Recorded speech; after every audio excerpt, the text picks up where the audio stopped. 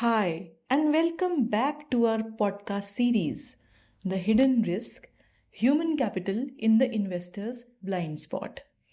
I'm Mona Lisa, your host, and in this series, we are exploring how the human side of business, labor, leadership, ethics, shapes investment outcomes in ways that spreadsheets can't always capture.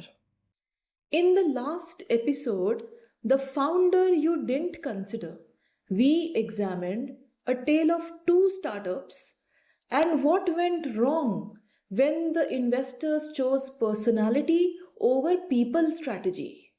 In today's episode, The Invisible Workforce, we are diving into the story that rocked a fast rising startup and exposed a hidden risk investors often miss, namely labor exploitation in the supply chain.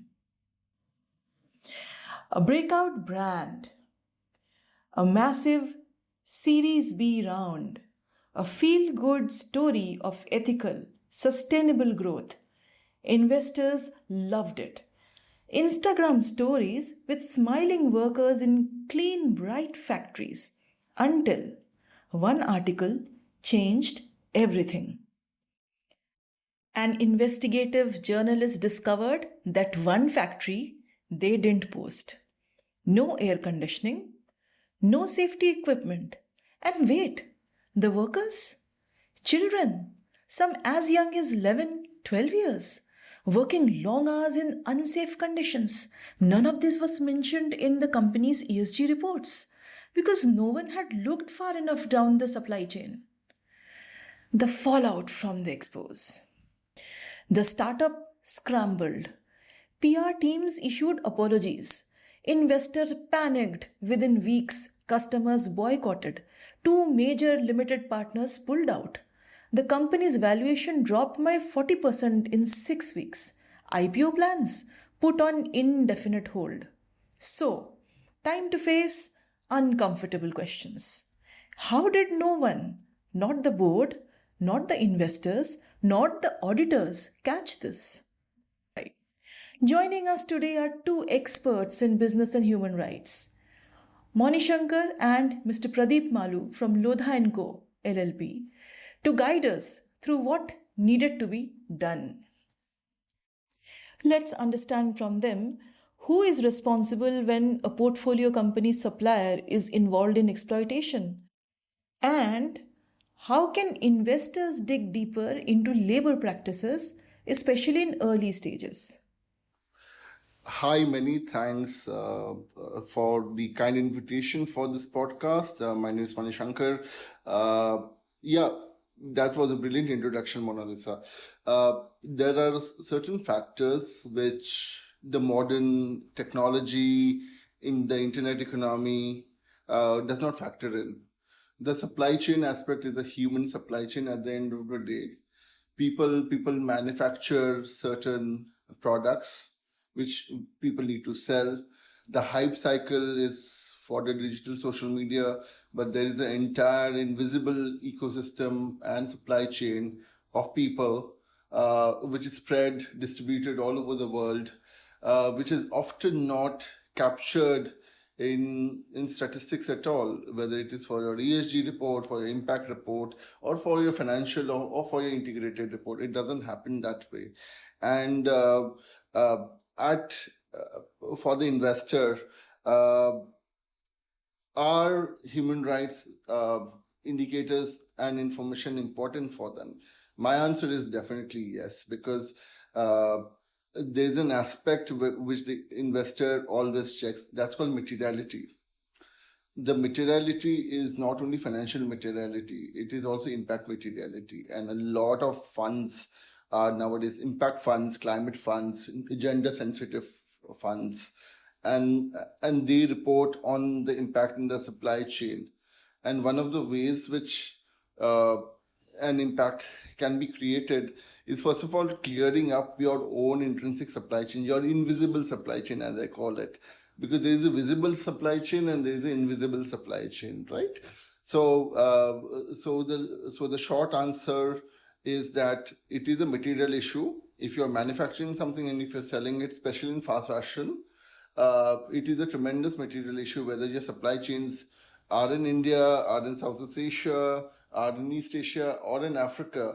Uh, you have to take care of your supply chain, and you have to take care of whether your supply chain has forced labor, child labor, traffic labor, not only in your tier one suppliers, but beneath the tier one, which is your invisible supply chain as well. Great morning. So, what should investors do differently? So, my next question is that what red flags in a pitch or term sheet could signal labor risk? And are the limited partners putting enough pressure on the general partners to include human rights in the risk assessments? That is a brilliant segue over here. Yes, there are certain red flags which can be seen. First of all, one of the major red flags for any fast fashion digital startup, for example, there are plenty of these fast fashion aggregators online, right? In every country, in every geography, you have that. One of the things which is a major red flag for me as a BHR expert is that whether the startup or the technology platform has an ESG team, has a responsible procurement team. There's something called as responsible procurement. If you're in the business of fast fashion, if you're in RMG, if you're in ready-made garments, there's something, the notion is called responsible procurement. Everybody has to do procurement, right? Because you're basically an aggregator. There are certain fashion designs which your company makes, and then you outsource them to some suppliers in Southeast Asia, mainly East Asia, and then they manufacture it. And when the order comes, then you make sure that the orders match the supply, essentially, right? So in that sense, whether you have an ESG team, whether you have an impact team, whether your procurement manager has been sensitized towards human rights risk, these are the first red or green flags which I always see, because a lot of these times, a lot of things can be written in pitch decks and in sustainability reports, but where does the rubber meet the road? And the rubber meets the road when you invest in an impact team, in a procurement team which is trained in UNGP, BHR, and ILO, forced labor and child labor statute, right? At the end of the day, and these are not rocket science. At the end of the day, this is a matter of um, actually, this is a matter of how many of these tradings are there.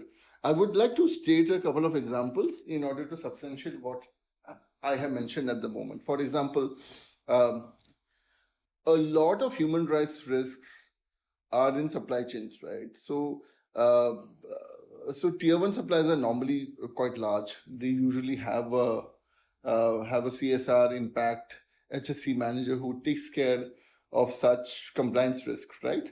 For example, they can fill up these forms. They're audit ready. They make sure that supply chain audits are in place, whether they're supplying for IKEA or they're supplying for Tesco in the UK, right? But a lot of times the risks are beyond tier one, right? Tier 1.5, tier 2, where there are aggregate suppliers all over the world, and these are nothing better than mom and pop players, essentially. And are the investors looking at these kind of things? Yes. If an investor, if a venture fund or a hedge fund or an impact fund is looking at opportunities in the fast fashion, in the technology aggregation space, they will certainly look at whether you have a manager who has the relevant experience in responsible supply chain procurement, and he or she knows the supply chain risk in Bangladesh or in Vietnam or in Malaysia, right? So these are the things. And do investors provide the pressure? On these startups, yes, because it's a material risk, and everybody knows that one human rights violation in the media will kind of lead to value depletion for the investor, and nobody wants that. The limited partners are basically philanthropic foundations. They are large pension funds, they're sovereign wealth funds, they're large. I call them generational players, right? Like the life of a fund is 10 years, but the life of an investment of a venture fund or for uh, or a big philanthropy foundation, they play a generational game, which is 20 to 25 years. So they are not interested, they are interested in the return, but they are also interested in what kind of value generation is being unlocked through the investment, which is often more than finances, right? Whether the supply chains are being cleaned up, whether people are being paid, whether there's visibility of the supply chain, traceability of the supply chain. These are multiple layers of issues which are significant in this particular space from the human rights perspective. And human rights is not something which you do as compliance. It is compliance plus plus. It is total value creation in this particular space regarding technology aggregation and fast fashion, because it is a material risk. I will again double down on materiality, because if things are not material, investors are not interested in it. But in this case, it is a material risk. The supply chain is part of the story, even if you don't see it. Many startups outsource production or fulfillment, but that doesn't remove responsibility. If your brand profits from labor exploitation, even indirectly, it is your risk. ESG screening isn't enough if it is only surface level. So, my next question is, how far should a company or investor be expected to go in tracing their supply chain? And to add to it, what exactly is HRDD and why should investors care about it just as much as compliance, valuation, or market fit? Oh, interesting. HRDD basically meaning that human rights due diligence you're talking about, and it is important from various perspectives, as you said, from all the perspectives. Is important as a what did you say? These three parameters: compliance and valuation and market perspective. So I think the compliance part is coming in gradually into the, where different regulatory bodies are trying to put a condition.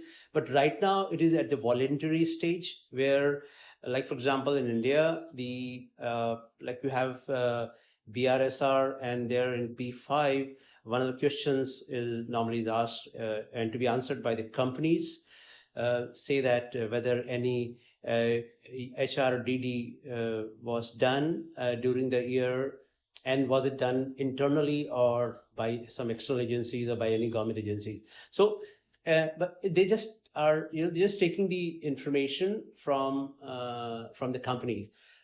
As such, there is no regulatory requirement or mandatory requirement from anywhere, but these are the soft sort of questions where the regulators are trying to sensitize the corporations and the companies, saying that okay, this is one of the requirements. People would like to write yes rather than saying no in their answer. So once they start writing yes to that we have done it, they feel, the companies or the reader would feel much better. So that's a regulatory, perspective. The same thing with respect to other two parameters.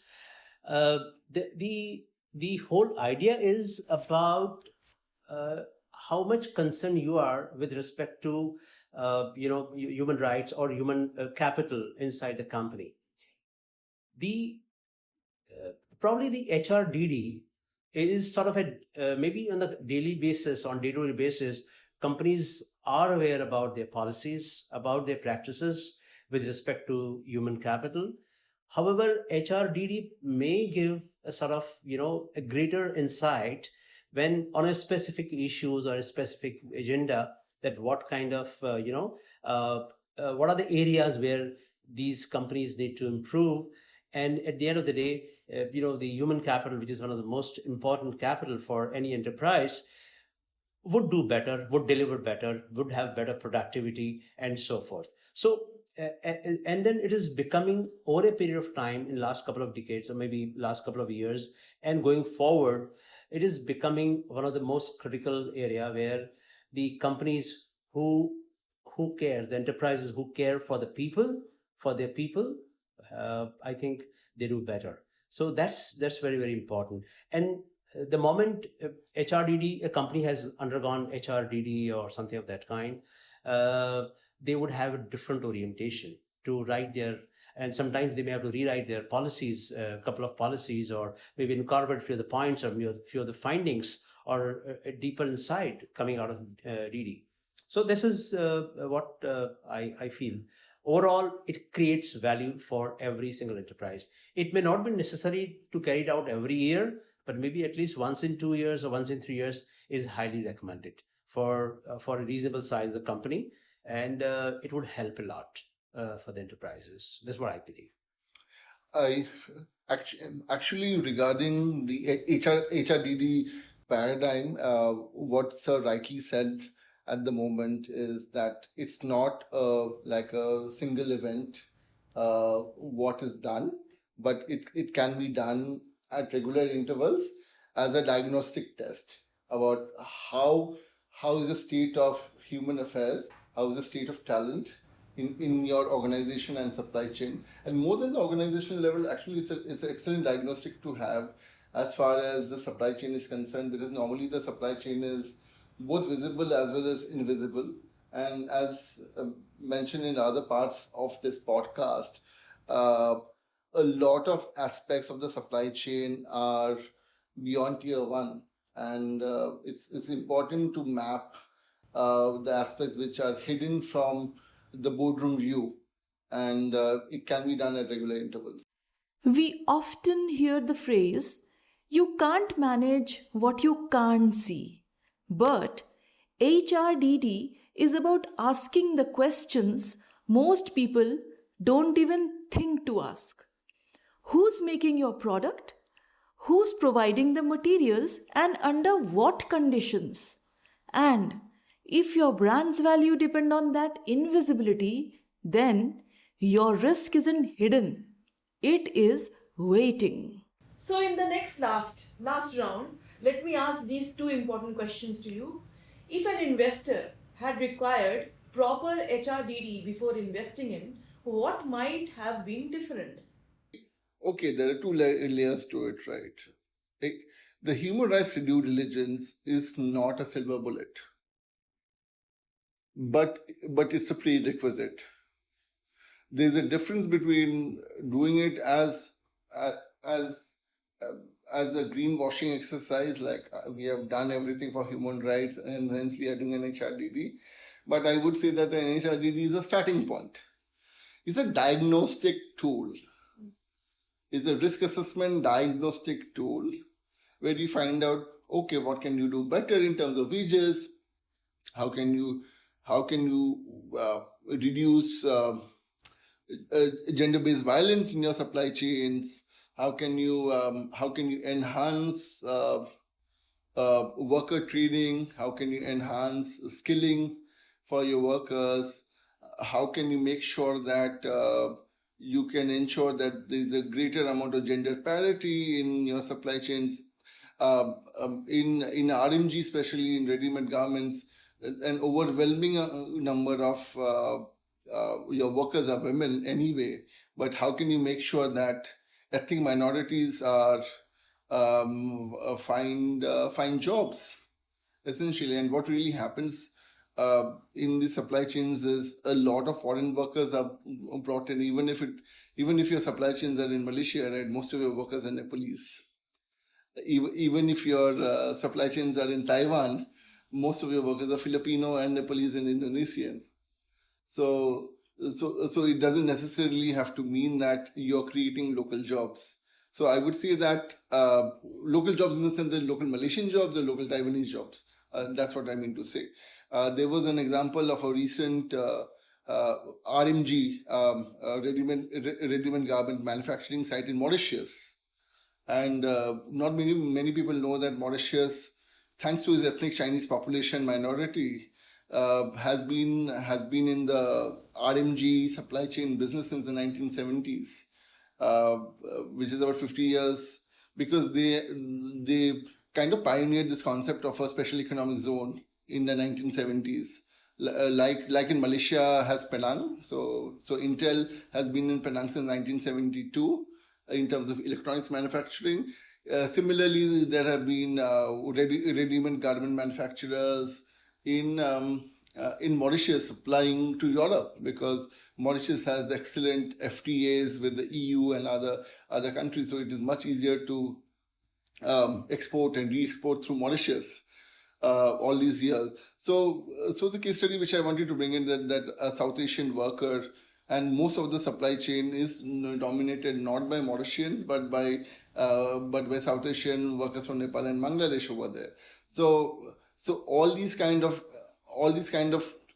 pointers are important in order to think with HRDD rather than treat HRDD as the last thing on the checklist, but think about HRDD more as a tool to enhance your compliance vis-a-vis EU regulations, vis-a-vis US Department of Labor strictures against forced labor and human trafficking, and also essentially make sure that how can you be a better employer, essentially, and just make sure that you start thinking about HRDD more than what the law requires. Great. So my next question is, in the VC and PE world, there is urgency to move fast, scale faster. How can HRDD fit into this high-speed mindset?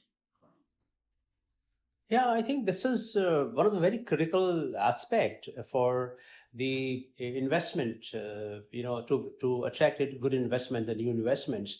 So there are two ways in which we can look at it.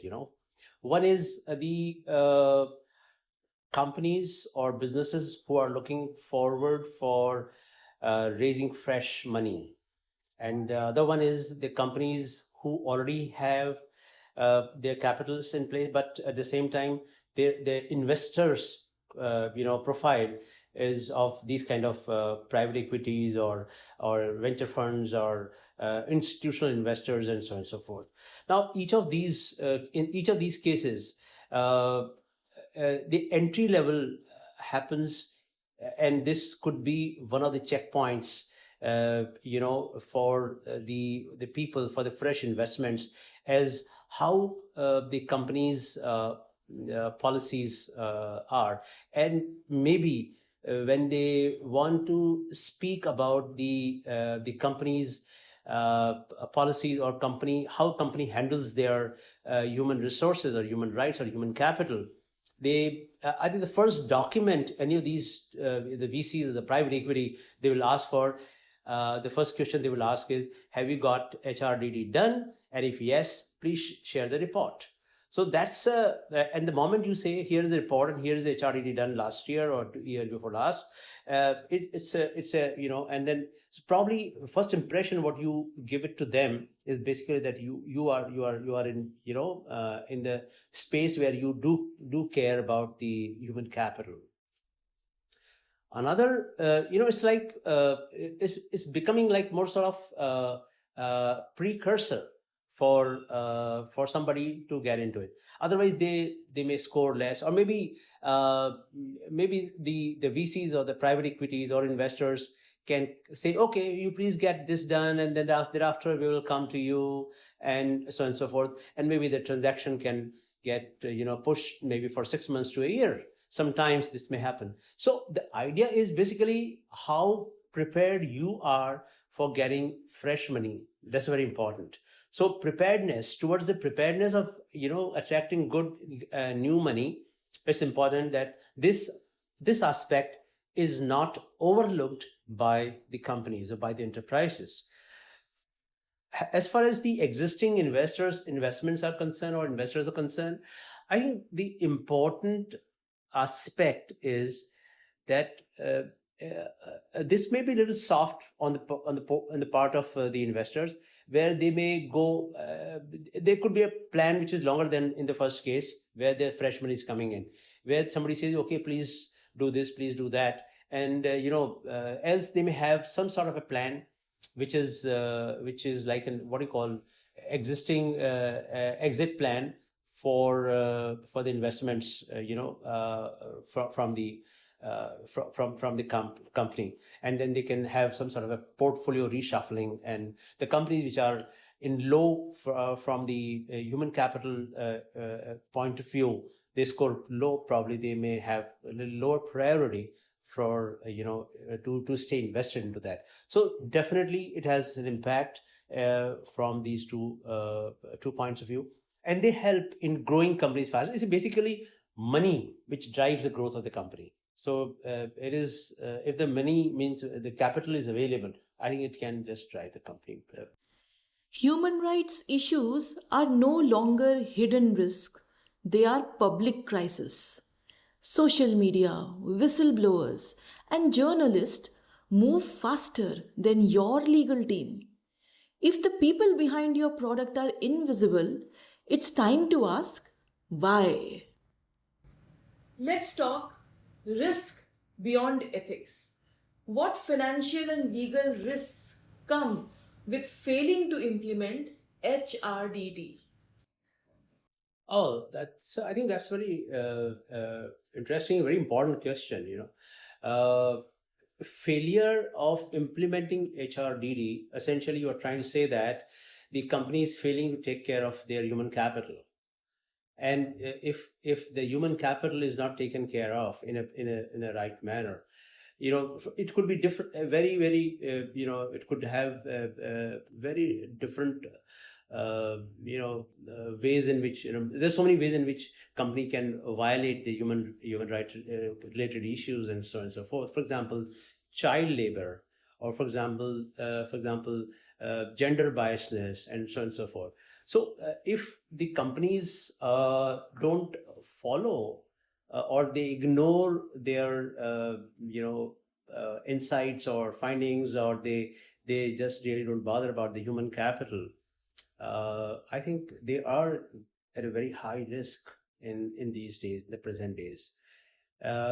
Why? Because at the end of the day, that is one of the biggest component where, like what we talk about in ESG, the S factor, what we talk is one of the major component is about the social factor, and not only employees, but the community, the customer, the vendor, everybody is covered from that point.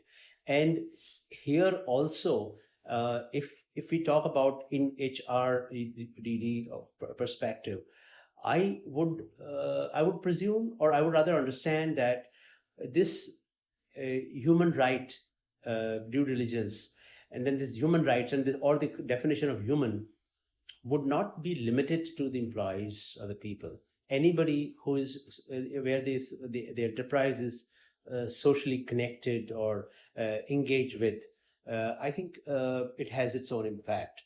And the moment if an enterprise is not really bothered or concerned about the local community or their employees, I think they carry a huge risk. Sometimes it can create a lot, and including the closure of the manufacturing plants or services, or the companies as well. There would be some examples like that available. But the important point is that in present days, if any enterprise cannot afford to ignore human capital and its role in their future growth, it is as important as any other capital. Yeah, in order to add, the final bet over here.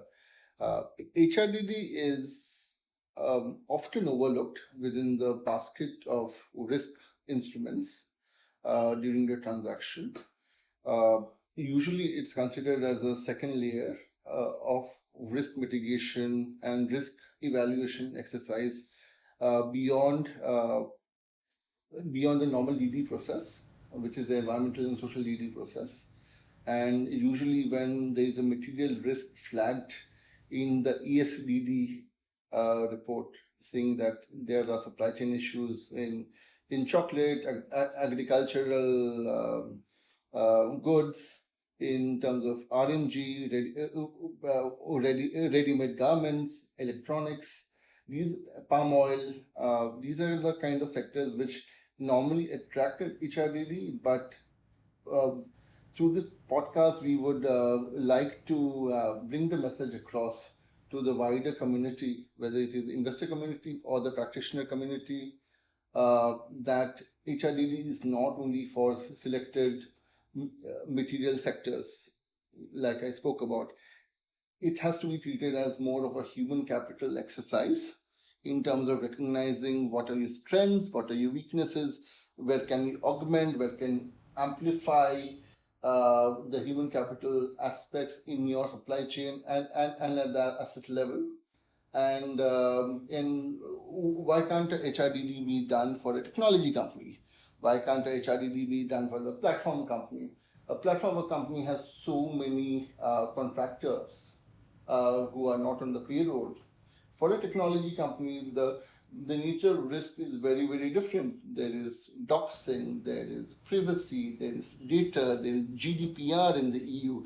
There are so many different aspects of the human rights toolkit in the technology space. So through this podcast exercise, through our series over here, we would like to inform, make aware that the HRDD as a risk evaluation instrument has purchased beyond the usual static catchment areas that we usually speak about. I want to add one more point, last point, or maybe just I think this is this in my my thinking. It is so critical. I would put it like it's a board level matter, and a board which considers or which who thinks about the human capital, and they consider, they discuss about it, and they have a approach towards it, or maybe they get all kind of report like this.